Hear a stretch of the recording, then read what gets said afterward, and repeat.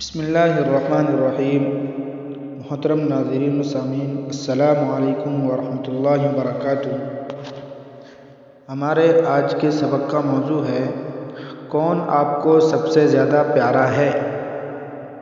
لوگوں سے اچھے برتاؤ کی ترکیبیں استعمال کرنے کے حوالے سے آپ کی صلاحیت اس وقت دو چند ہو جائے گی جب آپ کسی سے ایسا عمدہ معاملہ کریں گے کہ اسے احساس ہو کہ وہ آپ کو سب سے زیادہ پیارا ہے۔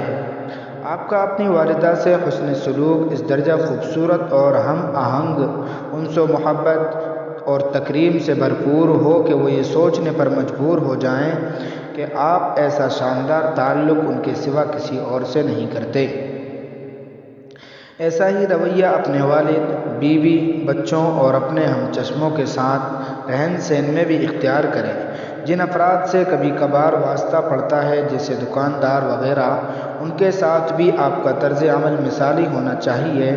ان سب لوگوں کا اس بات پر اتفاق ہونا ممکن ہے کہ آپ انہیں سب سے زیادہ محبوب ہیں، لیکن ایسا صرف اسی وقت ہو سکتا ہے جب آپ انہیں یہ باور کرانے میں کامیاب ہو جائیں کہ آپ ان سے زیادہ پیار کسی اور سے نہیں کرتے۔ ایسے طرز زندگی کے متعلق رسول اللہ صلی اللہ علیہ وسلم کا اسوہ ہمارے سامنے ہے۔ جو آدمی آپ صلی اللہ علیہ وسلم کی سیرت کی ورق گردانی کرے گا، اسے یہ تسلیم کرنے میں تأمل نہیں ہوگا کہ آپ صلی اللہ علیہ وسلم اعلیٰ اخلاقی روایات کے حامل تھے۔ آپ ہر ملنے والے کی عزت کرتے، اسے اہمیت دیتے، اس سے ہم آہنگ ہونے یا اسے ہم آہنگ کرنے کی کوشش کرتے اور ہر ایک سے نہایت خندہ پیشانی اور بشاشت سے پیش آتے۔ جس کسی سے بھی رسول اللہ صلی اللہ علیہ وسلم کی ملاقات ہوتی وہ یہی سمجھتا کہ آپ اسے سب سے بڑھ کر چاہتے ہیں۔ نتیجتاً وہ بھی آپ صلی اللہ علیہ وسلم کو سب سے زیادہ چاہتا، کیونکہ آپ اسے اپنی بے پناہ محبت کا احساس دلا دیتے تھے۔ عمرو بن عاص رضی اللہ تعالیٰ عنہ کا شمار عرب کے دور اندیش اور ہوشیار ترین آدمیوں میں ہوتا تھا۔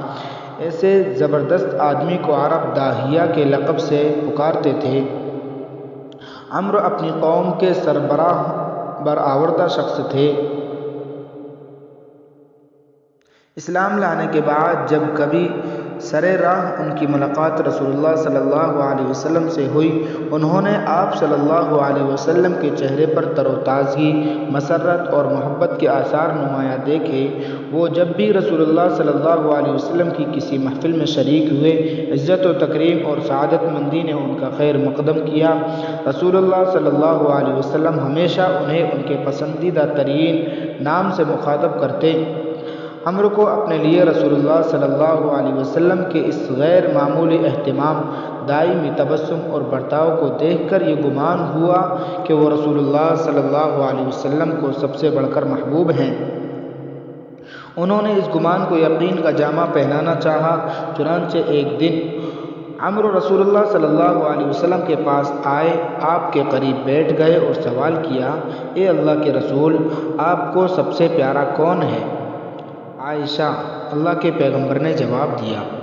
عمرو بولے، نہیں اے اللہ کے رسول، مردوں میں سے میں نے آپ صلی اللہ علیہ وسلم سے آپ کے گھرانے کے متعلق سوال نہیں کیا۔ رسول اللہ صلی اللہ علیہ وسلم گویا ہوئے عائشہ کا والد۔ عمرو نے کہا، پھر کون؟ پھر عمر بن خطاب۔ عمرو کا بیان ہے کہ پھر میں یہ سوچ کر خاموش ہو گیا کہ کہیں رسول اللہ صلی اللہ علیہ وسلم اس فہرست میں مجھے سب سے آخر میں نہ رکھ دیں۔ ملاحظہ کیجئے کہ رسول اللہ صلی اللہ علیہ وسلم نے اعلیٰ اخلاق پر مبنی برتاؤ کے ذریعے عمرو بن عاص رضی اللہ تعالیٰ عنہ کے قلب پر ایسا اثر ڈالا۔ رسول اللہ صلی اللہ علیہ وسلم لوگوں کو ان کی حیثیتوں کے مطابق رتبہ دیتے تھے۔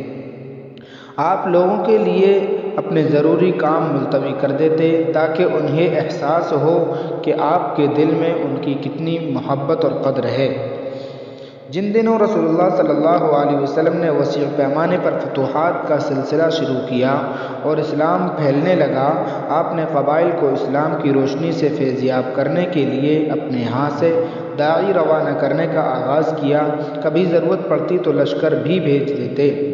عدی بن حاتم بنو طے کے سردار اور سردار کے بیٹے تھے۔ رسول اللہ صلی اللہ علیہ وسلم نے اسلامی لشکر قبیلہ طے کی طرف بھیجا۔ عدی بن حاتم جنگ میں شریک نہ ہوئے اور رومیوں کی طرف شام میں بھاگ گئے۔ مسلمان بنو طے کے علاقے میں پہنچے تو طائی قیادت کے فقدان اور کوئی منظم لشکر نہ ہونے کے باعث اسے بآسانی فتح کر لیا۔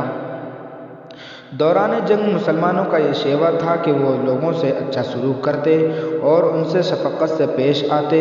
بنو طے پر حملے کا مقصد یہ تھا کہ مسلمان ان کی اسلام دشمن سرگرمیوں سے محفوظ ہو جائیں اور ان کے دلوں پر مسلمانوں کی دھاک بیٹھ جائے۔ مسلمانوں نے قوم عدی کے بعد افراد کو گرفتار کر کے قیدی بنا لیا اور انہیں مدینہ لے آئے۔ قیدیوں میں عدی بن حاتم کی بہن بھی شامل تھی۔ نبی صلی اللہ علیہ وسلم کو عدی بن حاتم کے شام کی طرف فرار ہونے کی اطلاع دی گئی تو آپ کو بڑا تعجب ہوا کہ وہ اپنا دین اور اپنی قوم کو چھوڑ کر کیسے بھاگ گئے۔ بہرحال اب عدی تک پہنچنے کی کوئی سبیل نہیں تھی۔ ادھر عدی کو رومیوں کے علاقے میں ٹھہرنا راس نہ آیا، مجبوراً انہیں دیار عرب واپس آنا پڑا۔ پھر انہیں سوائے اس کے کوئی راستہ نظر نہ آیا کہ وہ مدینہ آئیں اور رسول اللہ صلی اللہ علیہ وسلم سے ملاقات کر کے مصالحت کی شرائط طے کر لیں۔ عدی مدینہ کی روانگی کے روداد بیان کرتے ہوئے کہتے ہیں، عرب کا کوئی شخص مجھے رسول اللہ صلی اللہ علیہ وسلم سے بڑھ کر ناپسند نہیں تھا۔ میں دین نصارہ پر عمل پیرا تھا اور اپنی قوم کا سردار تھا۔ میں نے رسول اللہ صلی اللہ علیہ وسلم کے متعلق سنا تو مجھے آپ سے بڑی نفرت ہوئی۔ میں گھر سے روانہ ہوا اور قیصر روم کے ہاں چلا گیا۔ پھر وہاں قیام کرنا بھی اچھا نہ لگا۔ میں نے سوچا میں اس آدمی یعنی محمد صلی اللہ علیہ وسلم کے پاس جاتا ہوں، اگر وہ جھوٹا ہوا تو مجھے کوئی تکلیف نہیں پہنچا سکتا اور اگر وہ سچا ہوا تو بھی معلوم ہو جائے گا۔ یہ سوچ کر میں مدینہ کی طرف چل پڑا۔ جب میں شہر میں داخل ہوا تو لوگ شور کرنے لگے، یہ رہا عدی بن حاتم، یہ رہا عدی بن حاتم۔ میں چلتا چلا گیا اور مسجد میں داخل ہوا جہاں رسول اللہ صلی اللہ علیہ وسلم تشریف فرما تھے۔ آپ صلی اللہ علیہ وسلم نے دریافت کیا، تم عدی بن حاتم ہو؟ میں نے جواب دیا، جی عدی بن حاتم ہوں۔ عدی بن حاتم کی آمد پر رسول اللہ صلی اللہ علیہ وسلم بہت خوش ہوئے، اس کے باوجود کہ عدی مسلمانوں کے دشمن تھے، جنگ سے بھاگے تھے، اسلام سے انہیں نفرت تھی اور نصارہ کے پناہ گزین تھے۔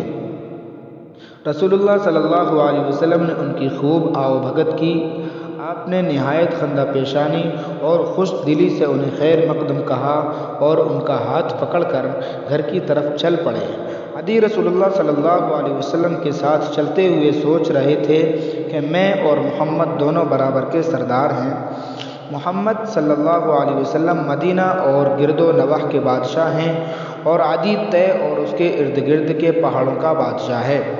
محمد ایک آسمانی دین یعنی اسلام پر عمل پیرا ہیں اور عدی ایک دوسرے آسمانی دین نصرانیت کا ماننے والا ہے۔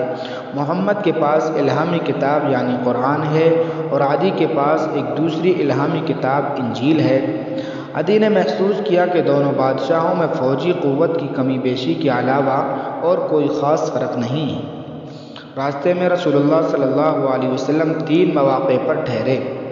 پہلے موقع پر ایک عورت راستے میں کھڑی ہو کر پکارنے لگی، اے اللہ کے رسول، مجھے آپ سے ایک ضروری کام ہے۔